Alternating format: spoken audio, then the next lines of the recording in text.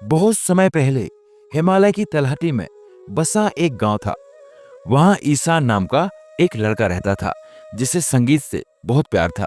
वह एक पुरानी टूटी हुई बांसुरी बजाता था, लेकिन उसकी धुन में इतना जादू था कि पक्षी भी अपना गाना बंद करके उसे सुनने लगते थे।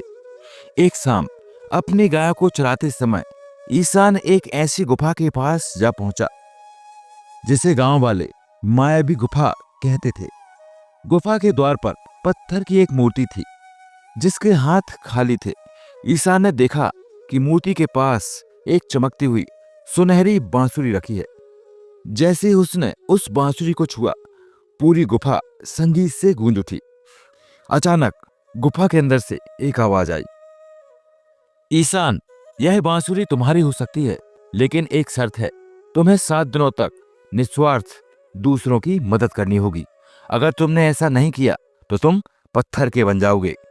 ईशान ने चुनौती स्वीकार की। उसने पूरे 7 दिन बीमार लोगों की मदद की। सूखे खेतों पर जाकर उसने अपनी बांसुरी की मधुर धुन बजाई, जिससे काले बादल घुमड़ कर आए और खूब बारिश हुई। उसने दुखी लोगों के सामने अपनी बांसुरी बजाई, जिससे वो खुश हो गए।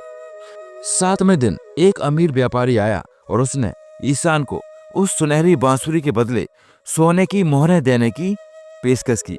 ईशान ने मुस्कुराते हुए मना कर दिया और कहा, इस संगीत की कीमत खुशियां हैं, सोना नहीं।